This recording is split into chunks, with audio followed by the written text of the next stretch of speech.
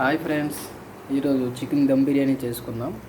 Chicken dum బిర్యానీకి కావాల్సిన పదార్థాలు: జీడిపప్పు, ఎండుమిరపకాయలు, పచ్చిమిరపకాయలు, బిర్యానీ సామాన్లు, అల్లం వెల్లుల్లి అండ్ టమాటో. ఒక అరకేజీ చికెన్ తీసుకున్నామండి. ఇప్పుడు వీటన్నింటినీ మనం మిక్సీ ఆడదాం. ఇదిగోండి, ఇలా నీట్గా మిక్సీ ఆడి మనం రెడీ చేసి ఉంచుకుందాం.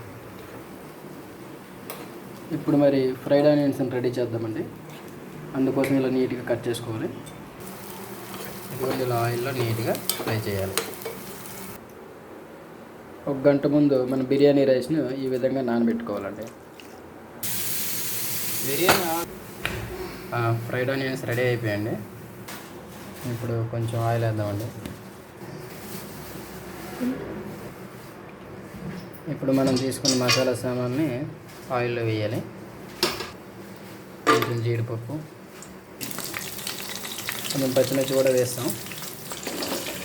ఆనియన్, టమాటో కూడా వేసేద్దాం. ఇప్పుడు బాగా కలుపుకోవాలండి. ఇందులో ఒక స్పూన్ సాల్ట్ కూడా వేద్దాం.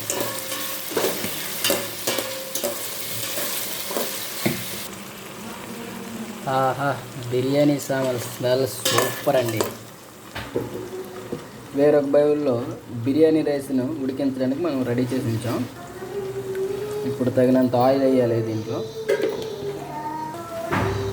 సరిపడా సాల్ట్ వేయాలి. ఇక్కడ సాల్ట్ని చాలా నీట్గా మనం అడ్జస్ట్ చేయాలి. కొంచెం మసాలా సామాన్ కూడా ఈ విధంగా వేయాలి. ఈ నీరు బాగా పొంగినప్పుడు మనం బిర్యానీ రైస్ని దీంట్లో వేయాలి. ఇప్పుడు మనం తీసుకున్న ఇంగ్రీడియంట్స్ అన్నీ చాలా సూపర్గా ఫ్రై అయిపోయాయి. ఇప్పుడు చికెన్ వేసేద్దాం. ఇప్పుడు కొంచెం బిర్యానీ ఆకుని కూడా వేద్దాం. ఇదిగోండి, చికెన్ ఉడుకుతుంది. ఇప్పుడు మనం ఆల్రెడీ రెడీ చేసి ఉంచిన మసాలా పేస్ట్ని దీంట్లో వేద్దాం.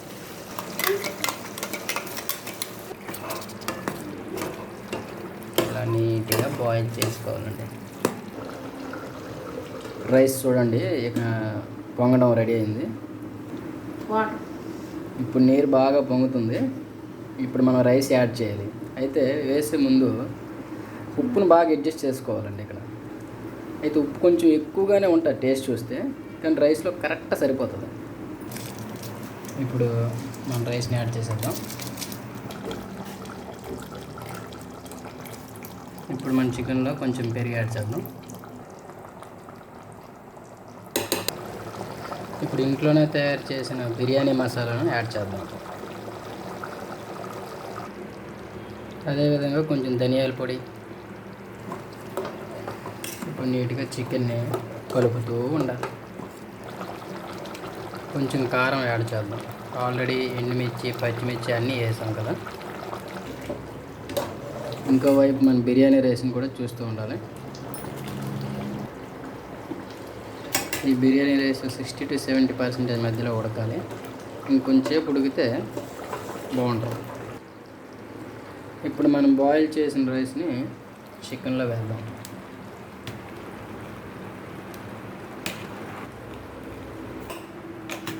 అలా ఉంచి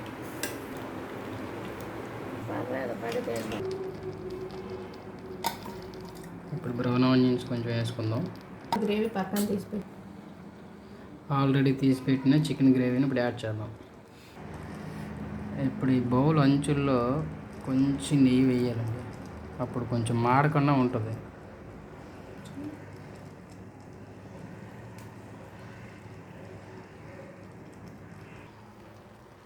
బిర్యానీ ఉడికించి నీరుని కొంచెం యాడ్ చేయాలి.